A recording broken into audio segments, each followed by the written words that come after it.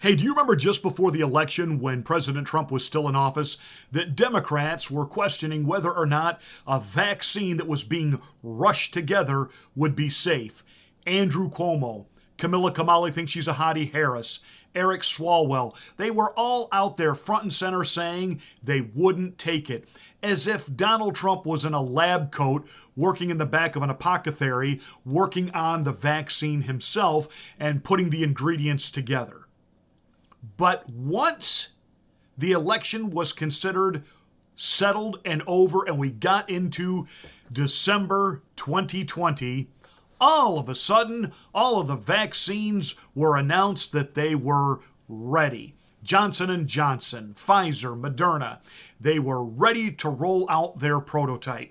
And all of a sudden, with the fact that there was an incoming Democratic administration, there was no more hesitancy, no more questioning on that side of the aisle. And then when others on the other side of the aisle began to question the speed, all of a sudden this idea of being anti-vax or being cautious or asking questions became a bad thing. It could get you kicked off of social media platforms. It could get you censored and censured. Well, now we have an explosive interview done by Joe Rogan with Dr. Peter McCullough making an assertion that the vaccine really wasn't all that rushed. It's been ready for a while. So you believe this is a premeditated thing that they were doing. So they realized that in order to get people enthusiastic about taking this vaccine, the best way to do that was to not have a protocol for treatment. It's not just my idea. Now it's completely laid out by the book by Dr. Pam Popper, the book recently published by Peter Breggin, COVID-19 and the Global Predators, We Are the Prey. I wrote one of the introductions. Dr. Leif Leet and Dr. Vladimir Lysenko wrote the other introductions.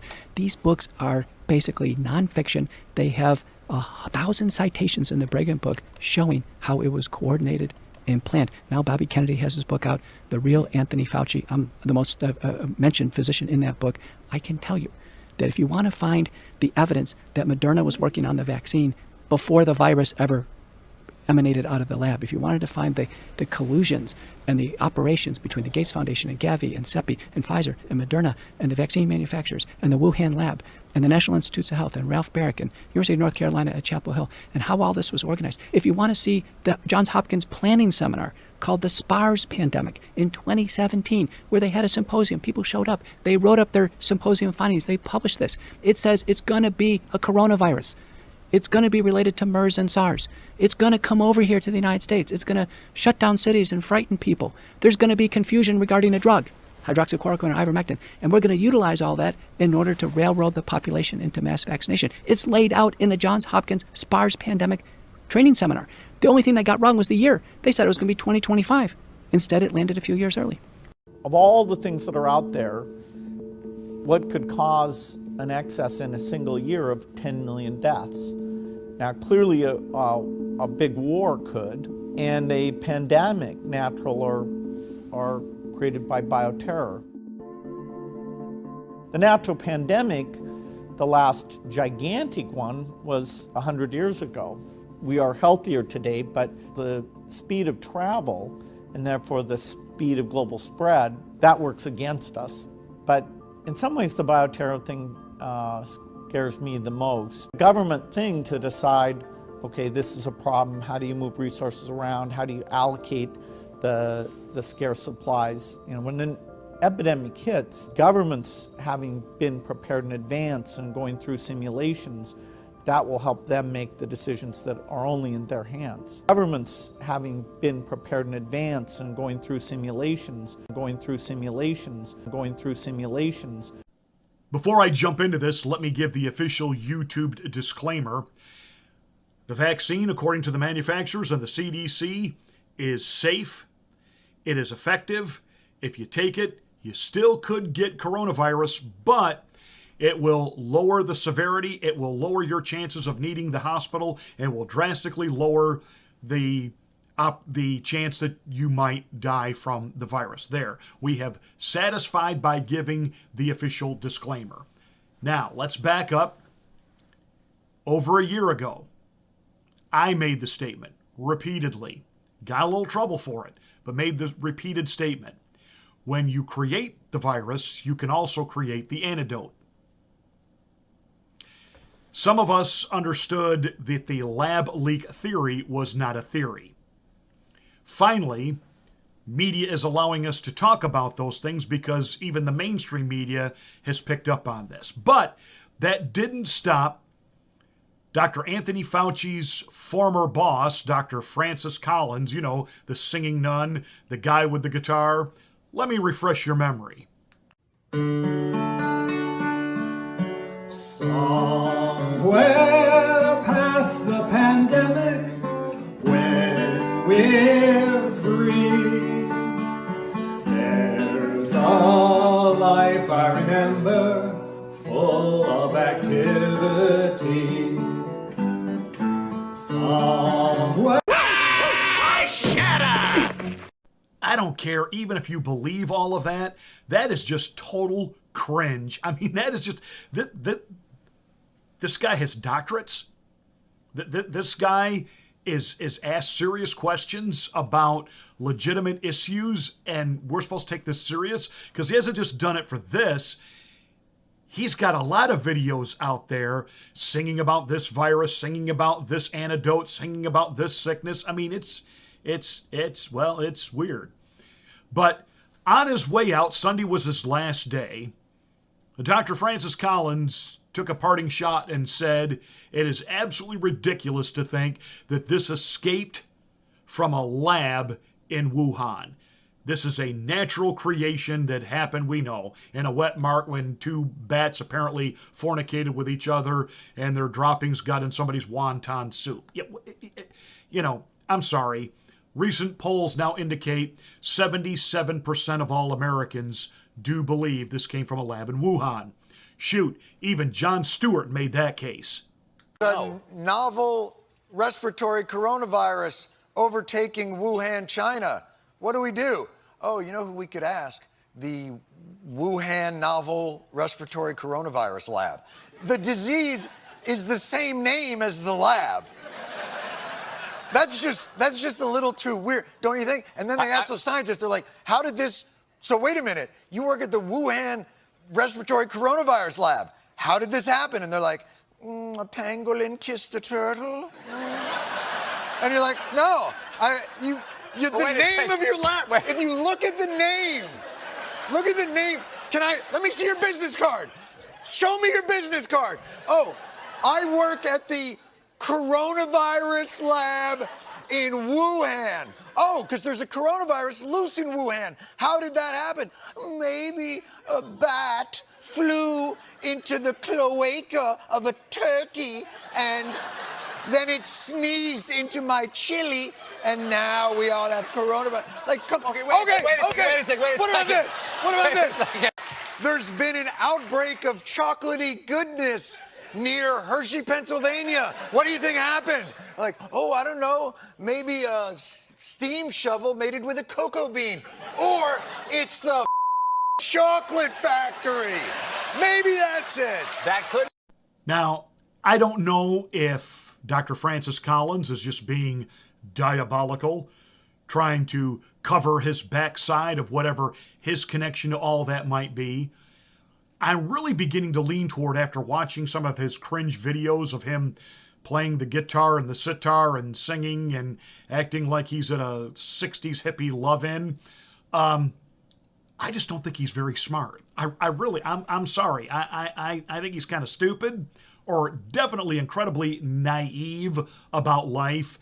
And he was, at best, he was asleep at the wheel while Dr. Fauci was funding gain-of-function research in Wuhan. At worst, he's complicit, duplicit, and an accessory. But now, this idea that if this came from a lab, and again, this is a question, this came from a lab, this was something that they were working on, experimenting with, would they then not know how to concoct the remedy, the antidote? Love potion number 9. And I know it sounds very conspiratorial to get into all of that this has been ready for years and they weren't going to launch it till 2025, and I'm not giving any statement on that one way or the other. I will tell you that I have begun reading Robert Kennedy Jr.'s book. And might I add, it makes a great Christmas present, sold wherever fine Ronco products are available. Actually, it is a fantastic book, and it is well worth the price, and it is well worth your time to read it. That said, some of us were talking a year ago and getting censored for it and getting deplatformed for it. But we have been talking about this for a year. Mike Pence, the enemy within, who knew Dr. Fauci, made Dr. Fauci the point man on the COVID task force. Dr. Fauci, Mike Pence, and Bill Gates had been traveling together for years, holding conferences and world summits on the need for mass inoculation. Dr. Fauci and Big Pharma have their reason they want mass inoculation. Bill Gates has his reasons because he's developing a technology that actually puts trace digital technology, and eventually you won't have to worry about the track and trace on your phone and your video vaccine passport. It'll just all be digitized. And Mike Pence, he's not the willing dupe. This guy is not the evangelical Christian Boy Scout that you believe him to be. And so this has been building for years. And again, we can talk about Bill Gates in a mocking way. Why are we letting a college dropout who can't even build a computer system that doesn't get a virus? Why are we letting him lecture us about like bioscience? Oh, wait a minute. Could it be that the viruses that we get on our computers are actually sent to us by Microsoft? You know, I've often wondered that. Apple computers, and I'm not an Apple computer guy, and many of you are, but Apple computers don't seem to be as victimized by viruses and malware and all of these things like Windows operating systems are. Just kind of makes you wonder that if just about the time they're ready to flip to a new operating system and everything goes kerplunk, kerplooey, and certain software that you really like just doesn't kind of work anymore, you'd almost think it was designed that way. So a guy who has a product that he designs to fail, and now he's out there lecturing us on what to do with our health, with our bodies, etc., etc., etc. And Dr. Fauci never wanted to talk, even in the beginning of the pandemic, would never talk about things that people could do to protect themselves by building their immune system. Oh, he finally got around to things like masks. And again, you want to wear the hat, wear the hat. But I want you to think about it this way. When you see the footage, and I don't care whether it's Wuhan or any lab where they are dealing with highly infectious bacterial and virus type of organisms, what are they wearing in those labs? It's like a full hazmat suit with like a helmet and tubes with oxygen and purified air being pumped into them. And yet we do know that there were people who worked in the Wuhan lab who were one of the first few people to come down with corona. And they're in full pressurized hazmat suits. But your little Mr. Coffee filter that's 3 layers thick with an elastic band will have a protective effect. Now again, I'm asking questions. I'm not telling you don't do it. I'm asking you to ask questions. I'm asking you to stop letting them play you for stupid. When you're outside, open air, and somebody has got you convinced to put the hat on. When you are alone in your car and you put the hat on, makes as much sense as going to bed alone and wearing a condom. Don't let them play you for stupid. But they prey on your fear. And Dr. McCullough, in that interview with Joe Rogan, went on to say if in the beginning they had allowed there to be some therapeutic treatment, ivermectin, oxychloroquine, 85% of the deaths could have been avoided.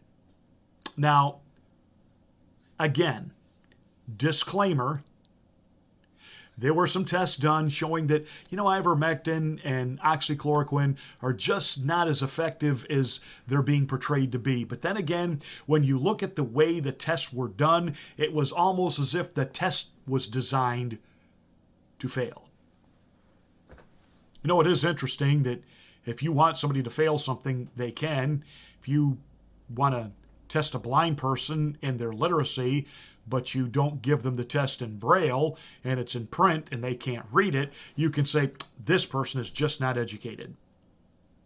So you can set tests up to purposely produce a failing result. Don't let them play you for stupid. But that all said, Dr. Fauci in the beginning talked about ways to build your immune system. Take your vitamin D. There are things that you can do to enhance your immunity to stay safe, stay healthy, because even now, here we are, 2 jabs in and a booster, and they're even hinting at booster number 2, which would be 4 shots in all, like they're doing and requiring across Europe and places like Israel. And people are still getting it. Omicron is spreading like wildfire. Dr. Peter Malone, who was one of the creators of the mRNA technology, which is used as the basis for this vaccine, went on Laura Ingraham recently and said he doesn't understand why doctors and scientists are not celebrating Omicron, because it is how the evolution of viruses work. They first come out, the susceptible, the elderly, those with severe health issues are prone, they become victims, and they become the first fatalities. But as it spreads, as it mutates, each mutation mutates faster, but each mutation weakens the fatality of the virus. And he said, to have this Omicron a year and a half in, and it virtually within 3 or 4 days, people are completely back to normal. There's been almost nothing to do with hospitalization or death as a result of Omicron. He said, we ought to be out there celebrating that the endemic is upon us. But instead, it's being used by tyrannical individuals to manufacture fear, put our kids back in masks and lockdowns and shut down schools and shut down universities. Shoot, Saturday Night Live did their show Saturday night without a cast out of an abundance of caution, which only makes sense. Might as well have as many people in the seats watching the show as actually sit at home and watch it on television. 0. Tina Fey, you are so not funny anymore at all. Not even close. Your jokes for the weekend update were weak. I mean, it was sadly pathetic. Tom Hanks sitting there trying to laugh, knowing that the material he's listening to is really not all that funny. So we got Omicron being used to whip up fear so we can whip up more compliance. We say we're talking about follow the science, yet again, they aren't doing any studies on real natural immunity and its effect, and Jim Jordan wants the CDC to authorize that. But here we go. And again, one has to ask, if they were playing with the virus, did they not have the antidote ready to go? And if so, doesn't it make sense then when we hear names like Bill Gates and Anthony Fauci being thrown together and have them traveling and talking about mass inoculation, that they're not interested in therapeutic treatment? They're not interested in you enhancing your immunity. They're interested in enhancing the bottom line. Oh, and compliance. That's it for this rant. You have yourself a fantastic day. Don't forget to check us out on Rumble. Check us out on Rumble. Make sure you go to Rumble, because I never know when one of these could tick off the powers that be and it gets pulled and I get pulled. Make sure that you know how to find me on Rumble.